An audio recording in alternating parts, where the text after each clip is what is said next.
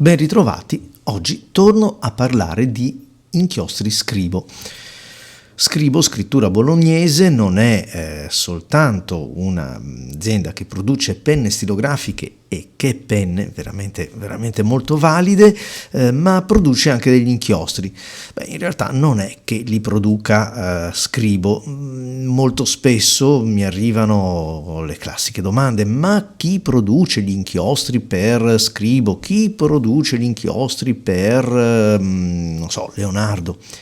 Ma chi se ne importa, godiamoci lo spettacolo, perché comunque sono degli inchiostri che senza dubbio dei produttori più importanti e radicati nel settore elaborano per terzi, però è anche vero che li elaborano sulle loro specifiche, in base alle loro richieste, con un viraggio, non so, di un certo tipo per il rosso, per l'azzurro, per il giallo, secondo quelli che sono gli intendimenti del committente. E alla fin fine mi interessa davvero pochino capire chi è il produttore, chi c'è dietro alle spalle, perché comunque il lavoro è buono. Se penso agli inchiostri, al nero di Scribo, al notturno viola, ad altri inchiostri, a questi due di cui vi parlerò oggi, che sono il classico seppia ed il mediterraneo, dico, accipicchia che belli. Mi importa poco, insomma, chi li produce. Vale lo stesso per Leonardo, che ho citato prima, il suo blu o il noce moscata, che è uno dei miei inchiostri preferiti come tinta. Mi piacciono a prescindere che siano fatti in house, come si dice oggi, oppure prodotti da qualcun altro. Chiusa questa breve digressione, andiamo a vedere gli inchiostri. Innanzitutto il calamaio.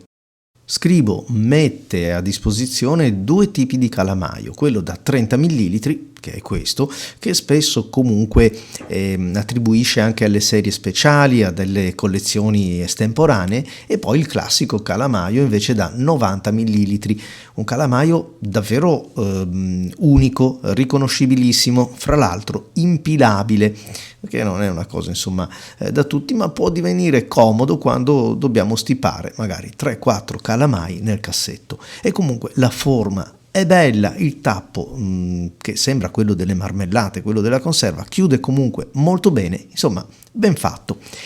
E poi anche, permettetemi, un calamaio da 90 ml che comunque ha un costo unitario di 30, 32, 35 euro più o meno, risulta comunque economico in rapporto poi alla quantità dell'inchiostro. Quindi è vero che c'è un piccolo esborso iniziale, però 90 ml sono davvero tanti, e le colorazioni sono anche molto ricercate.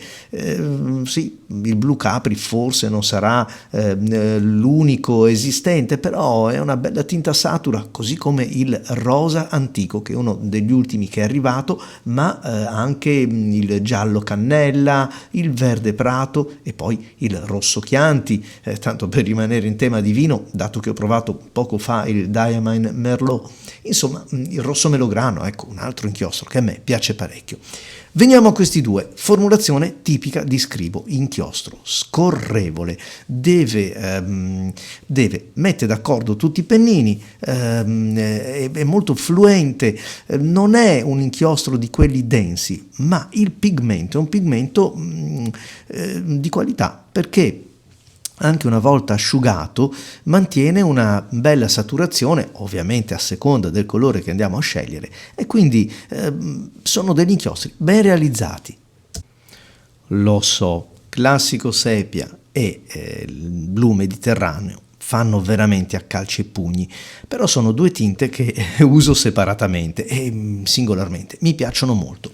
Comincio dal classico seppia, un marrone scuro, incisivo ma non troppo saturo, non ha una larga parte di rosso o di arancione, è abbastanza scuro, è più un marrone secondo me che un seppia, ma forse proprio per questo anche lo rende particolarmente piacevole.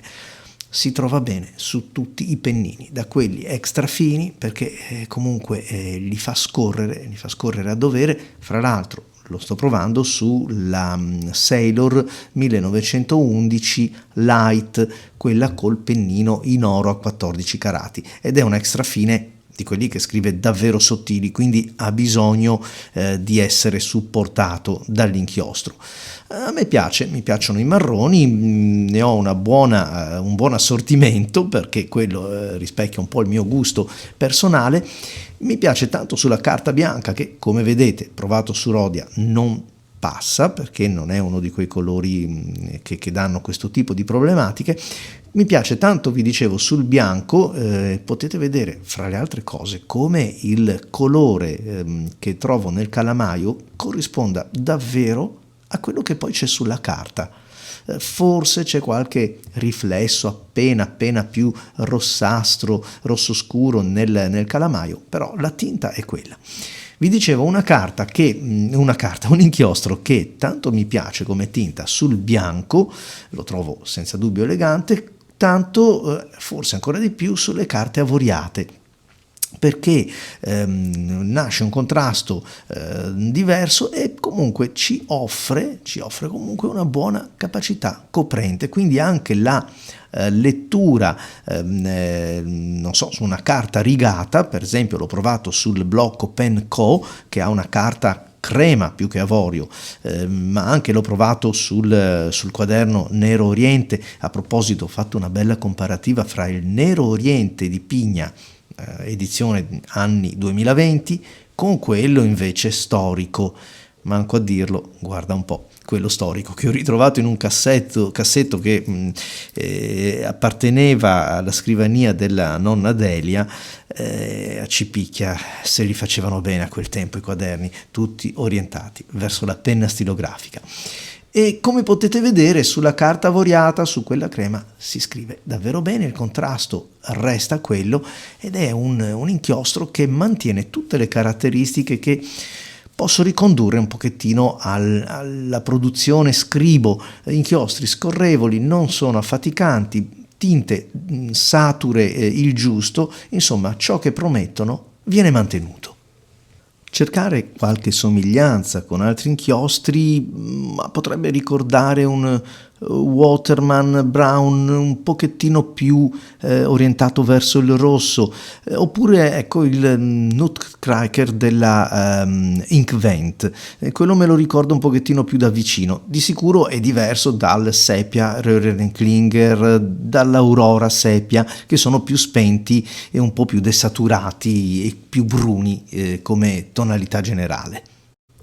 Di tutt'altra natura, tutt'altro tenore, diciamo, come tinta cromatica è il Mediterraneo, un omaggio al nostro mare, e qui sì, vale la pena utilizzarlo su un pennino un po' più generoso, in grado di mettere in rilievo anche le sfumature che in questo caso fanno presagire anche una oleosità maggiore rispetto alla tinta che ho provato precedentemente. Lo si nota proprio dall'addensamento dell'inchiostro, che varia la saturazione, come vedete, in base alle ascendenti, alle discendenti, alle curve, ma insomma concede una piacevolezza anche nella parte grafica che a me non dispiace affatto. Un blu che forse non è proprio il blu più deciso, più convinto, ha parecchie venature di ottanio, mi ricorda un'acqua marina particolarmente scura, magari un verde che insomma fa capolino spesso, sia sulle carte quelle chiare che anche in carte rigate. Non è il blu mediterraneo che presentano altre aziende, mi viene in mente per esempio Callifolio, l'Artisan Pasteller, ma tanti altri brand che hanno ovviamente tratto ispirazione dalla ricchezza, dalla saturazione di questo mare. Si spegne un pochettino e cambia leggermente la sua carica cromatica quando viene utilizzato su carte avoriate o carte color crema. In questo caso lo sto provando appunto sul Nero Oriente. Se dovessimo ricercare altri inchiostri che ricordano questa tinta, posso dirvi che il Bermuda Blu di Schneider è molto simile.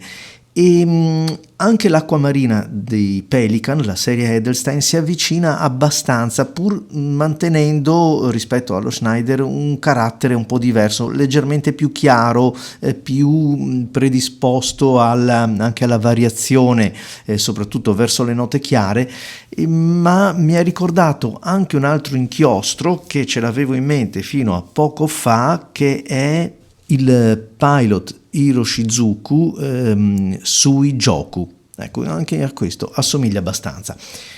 Sempre rimanendo nella nostra tonalità crema o avorio, si perde un po' la vivacità, ecco, si siede, però ovviamente ci guadagna la scrittura. Qui invece lo sto mettendo alla prova sul Nero Oriente, quello d'epoca. E guardate come cambiano le carte in tavola, cioè come ritorna ad essere un inchiostro vivace, ricchissimo di shading, perché la formulazione della carta è di un'altra natura, è di un altro tempo. Guardate che meraviglia, anche scriverci si sente dinamicamente tutta un'altra musica. In conclusione, confermo il mio giudizio positivo su questi inchiostri, tanto più su tinte accattivanti come queste, tanto sul classico sepia che sul blu mediterraneo. Inchiostri che sembra un po' come prendere la bicicletta mai provata e cominciare a pedalare come se fosse la nostra da una vita. Sono inchiostri che mettono subito ad agio qualsiasi penna, qualsiasi pennino, forse non proprio tutti, quelli più particolari magari avrebbero bisogno di appena un po' più di viscosità, ma vi ripeto, parliamo di pochissimi pennini percentualmente. E belle le tinte, belli i colori, insomma sono inchiostri facili, scorrevoli, piacevoli alla vista e sono anche riconoscibili tutto sommato nel tempo. Sono un grande utilizzatore del rosso melograno, perché mi piace, è una tinta che non mi stanca, non mi affatica e comunque lo becco subito anche a distanza di anni nei miei scritti. Questo è il rosso melograno. Potrei dirvi che funzionano particolarmente bene in combinazione dei pennini prodotti da Scribo? Beh, un piccolo fondo di verità c'è, perché comunque l'azienda è molto attenta sia alla produzione dei pennini, che sappiamo invece in questo caso vengono affidati a Jowo secondo le specifiche, con i calibri particolari che utilizzano le penne, e probabilmente anche gli inchiostri hanno insomma la stessa attenzione per la formulazione nell'utilizzo, nell'impiego di quei pennini prodotti da Scribo. Come sempre trovate questo inchiostro da Gold Pen e se scrivete nell'ordine in una nota che siete iscritti al canale e mettete il vostro nickname, riceverete senz'altro un omaggio. E a voi tutti amici, grazie, vi aspetto ai prossimi video.